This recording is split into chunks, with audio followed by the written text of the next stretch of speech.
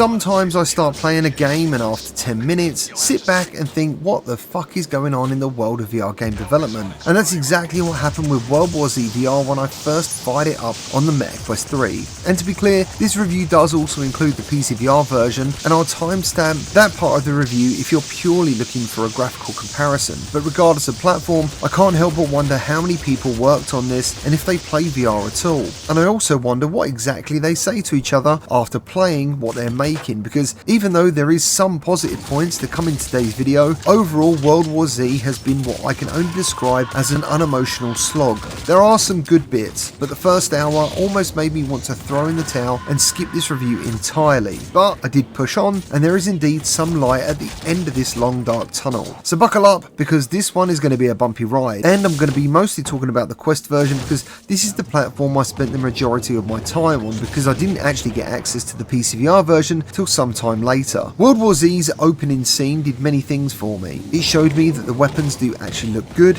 but are not solid to the touch, each other or the world. Your floating hands, while meaty, aren't bad in terms of scale and do change to reflect whatever character you're using, of which there is 7 to choose from. And you'll also need to unlock some of them by doing certain tasks, like for example using a stun gun on 5 zombies. But personally I can't see any real reason why playing any of these characters actually matters aside from having different looking hands, because they all share the same skill tree, which has a variety of perks to unlock via leveling. Now this is a pretty standard affair, but a welcome inclusion for those of you who like to play a game to max out your abilities. The zombies, or Zeeks as they're referred to in this franchise, look pretty varied and above average in quality, which is obviously a positive, but as you'll soon find out as this review goes on, they all start looking a bit grey in the actual game. You also get Super Zeeks, like the guy who blows up when he gets near you, the poor guy who took the time to put on a hazmat suit only to get infected anyway, who spews out green gas. You also get Screamers, who, unless they're killed, call in more waves of the undead. And if you've ever played Left 4 Dead, you'll be completely at home with all of this. The game is easily playable both standing and seated. You can also adjust the gun placement on your hips and ammo belt. And there's also 2 versions of reloading. There's simplistic and realistic.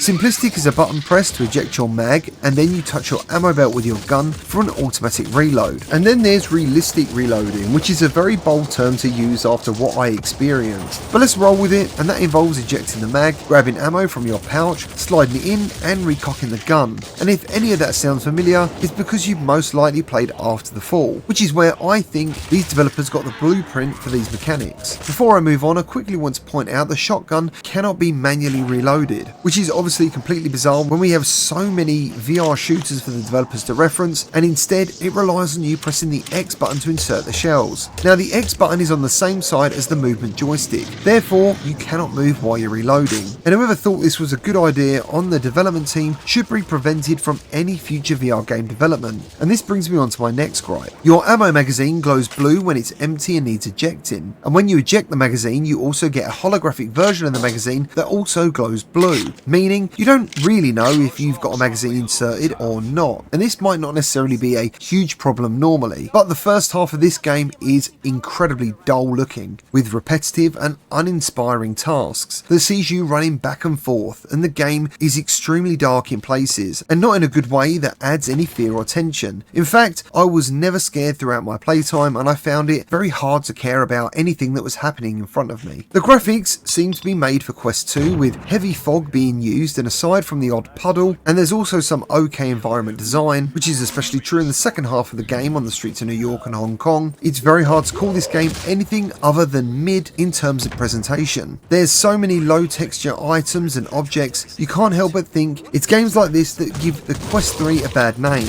And not only does it look 5 years old already, it also uses asynchronous space warp, which is absolutely shocking to behold in the headset when you're presented with such a dull and bland looking game. But with all that said, the developers have indeed delivered on the lots of zombies on the screen thing, which I think they said would be around 200 at once, and I think this is actually true. So now let's talk about the mighty PCVR version, and on the highest graphic graphics setting, it does indeed look crisper than Quest and definitely runs a lot smoother due to having a native refresh rate. The increase in resolution also does take the visuals up a notch, but keep your expectations in check. The zombies, when they are vast in number, drop animation frames to around half of what the game is actually running at, and this obviously happens too on the Quest, but you don't really notice it as much on the Quest because the game simply isn't as smooth and is using asynchronous space warp. The fog and pretty much everything else though is exactly the same on both platforms, so if you do have access to both platforms and you want to get this game, I would recommend the PCVR version. The more I played World War Z, the more I realised every level simply plays out the same. You walk the streets mowing down zombies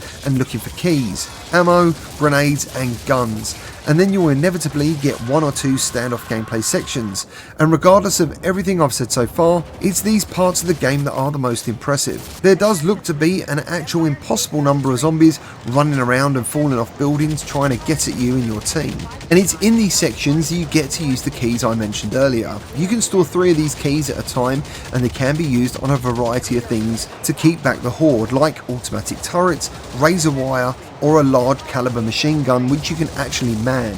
And it's completely up to you how and if you want to use the keys, but since you will lose them at the end of the level, I always use them all, and it did make for some extremely satisfying sections of the game. Now these sections are basically the mid-level boss fights and are normally in the middle or at the end of each chapter, and seeing hundreds of zombies climbing over each other to build a wall to get close to you does look cool, as long as you don't look too closely because you'll soon see that it's not perfect. The demented dead spawn at random, with some appearing out of mid-air or they just vanish, but I have to say unloading hundreds of rounds into them is cool, and by the end of each round, where you get your unlocks via XP, you will have definitely racked up literally hundreds of kills. The biggest problem here though, as I mentioned earlier, is about caring about all of this, because when you combine all the things I've mentioned so far, from the dull graphics, the impossibly dark levels in parts of the game, and the tedious reloading, it will eventually either grate on you or you will just get incredibly bored. There are some sections in this game that are literally so dark you can't even see your own hands, let alone where to go and where your weapons are. And yes, before the Quest heroes run to the comments, I did mess around with the contrast and the brightness, but this makes absolutely no difference. The PCVR version though does make these areas ever so slightly more tolerable,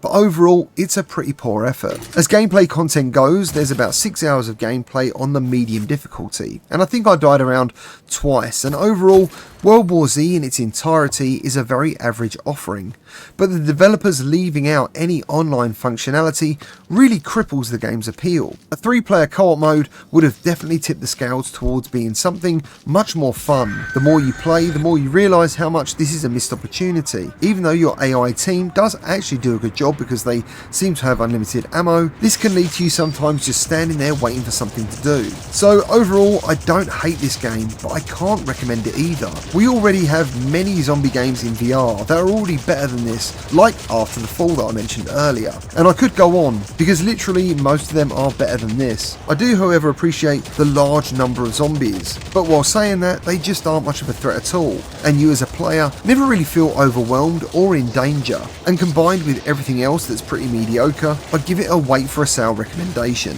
There is something here, but it's also not something anyone should rush out to play, because no doubt you probably already have a better zombie game in your games library. Well, that's all I've got for you today. Thank you to anyone who likes and subscribes, especially my patrons and channel members who help keep this channel free of woeful sponsored crap, and I'll see you all in the next one.